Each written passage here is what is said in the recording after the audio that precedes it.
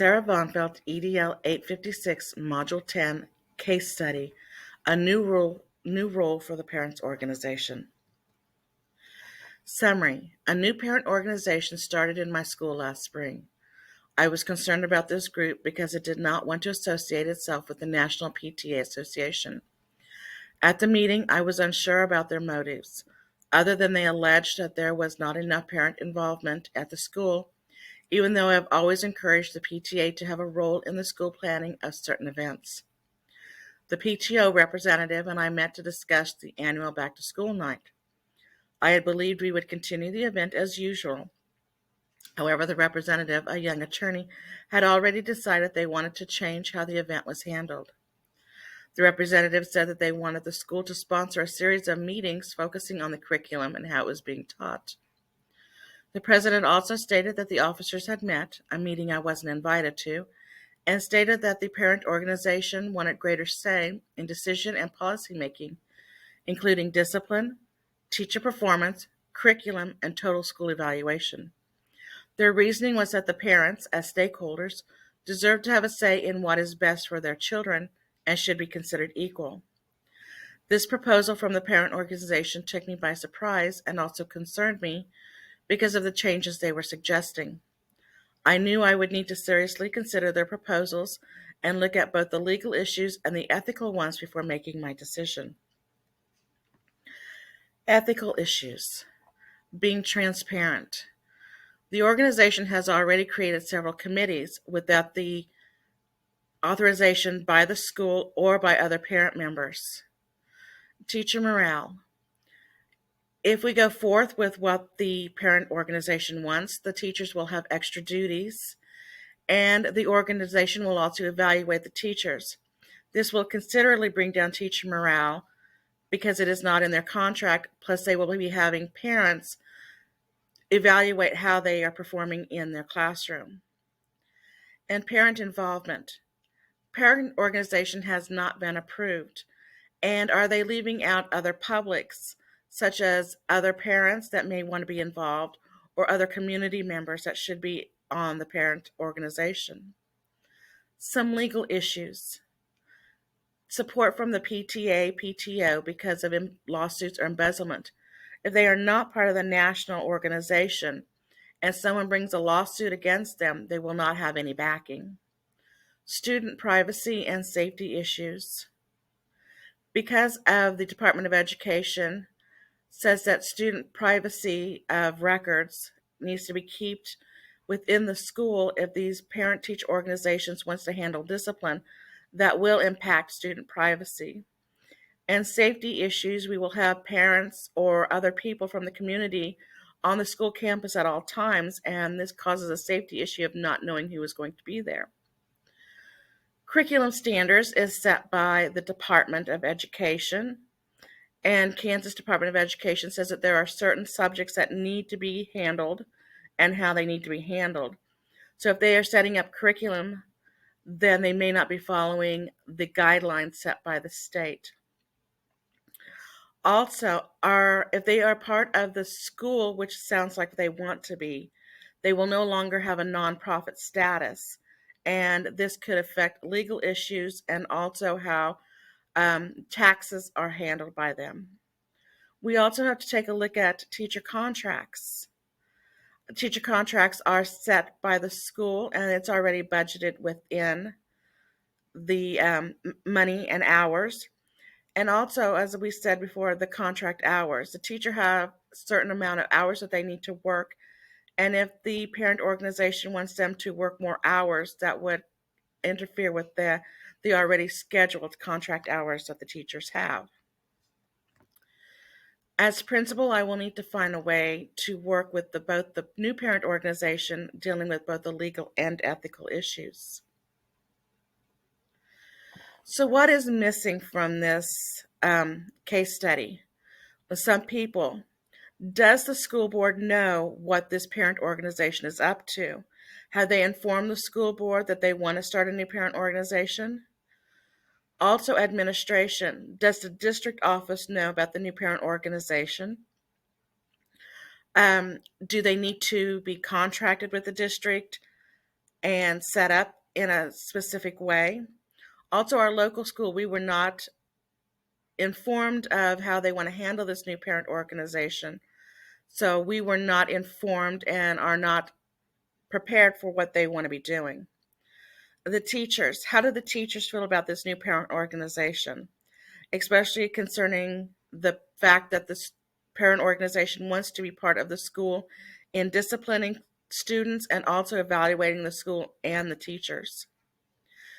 Other parents, do they have a diversity of parents on this organization, or do they just choose certain parents to be at the head of this organization?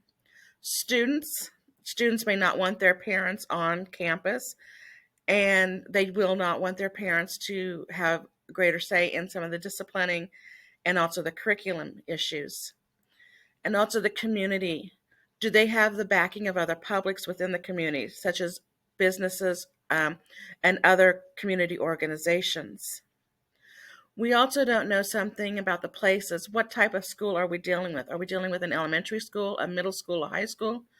That will affect how the discipline is handled and how curriculum is set up. And we don't have any information about the town. How big is the town? What type of organizations are already in the town? Other PTOs that may be already set up within the town. And the programs I found missing was they haven't taken into account the mission and vision statement of not only the school they are working in, but also within the district. And we also don't know if they have any knowledge of school curriculum, discipline, and evaluation that needs to be handled within the school. As principal, I will need to study all of the facts and handle all parties, internal and external, fairly and consider the impact the decision will have on the school and the community. I will need to decide if the parent organization has the students' and school's welfare at the forefront of their decision making. I will also need to consider all of the legal and ethical issues the situation has created. I came up with 3 different options for plans. Option number 1 is to just refuse the group's demand completely and possibly disband the group and create a new group. Option number 2 is to agree to all of the group's demands. And option number 3 is to assess the needs of the school and the group. Under option number 1, the pros is to disband this group and assemble a new group that may have the school's welfare better at hand. I also feel the teachers will feel less stress if they know that the parent organization is not constantly evaluating them and changing the curriculum and dealing with all of the student problems. And if we disband the organization, this will allay most of the legal and ethical issues that have already been brought up. Some of the cons of this option is that it may tarnish the community relations within the school, and that the community may look down upon the school for not considering what other parents want, and it may affect the school budget. Option number 2, the pros is agreeing to the group decisions may lead to better communication and cooperation between the school and the organization. And parents may end up being better supporters for the school ideas if they know they have more say in what is going in the school. Some of the cons, teachers may feel left out in decision making and be resentful. They may feel that this organization is taking over their job of setting up curriculum, disciplining students, and having others evaluate them. And we still have the same legal and ethical issues that were mentioned at the beginning of this module. And option number 3, the pros are multiple stakeholders involved in decision making, would alleviate some, if not all, of the legal and ethical issues, and we could make strategy for long and short-term policy making goals. Some of the cons, the parent group could refuse to make any changes and to agree to anything that the school comes up with. And creating policies and procedures could be time-consuming and very expensive. Which option did I choose? I chose number 3, assess the needs of the school and group. Here is my plan for implementing that option. One, I would request a meeting with the parent organization leaders. I would thank them for their support and interest in the school and ask them for what their welfare for the school would be. I would also set up a leadership team at the school, which would include the district and school administration, the lead teacher, and department heads. I would have that leadership team attend the meeting with the parent organization. 3, I would go over requests from the parent organization. Set up some short-term goals, such as the back-to-school event and parent-teacher conferences. We already have those 1 to 2 times per year, but we could include some of the decisions that the PTO wants to include. And we could also discuss the possible long-term goals. We could set up some teacher curriculum meetings, just not on parent-teacher nights. And we could also have the teacher conferences on meeting nights instead of having them on two separate events. We could discuss better ways of communicating. Group meetings with the parent organization, leadership team, and other publics. We need to work on our communication, whether it's going to be face-to-face, emails, that we can discuss things better. And we would also need to discuss the legal issues. We need to include the school legal team when we have our meeting organizations with this new organization. We would need to discuss teacher contracts, the curriculum set by the state, and school evaluation, which is already done through the accreditation process. So the parent organization would not really have a say in the school evaluation because it is already done through a state process. And if my plan doesn't work, what should we do?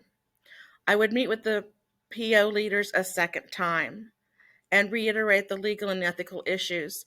If we want to keep our school supported and working toward accreditation and keeping our teachers' morale high and their work ethic high, we would need to settle some of these issues. And I would also remind them that the parent organization's job is to support the school, not to take over the running of the school. So we would need to also work on that information. So these are a list of my references. Thank you for listening to my presentation.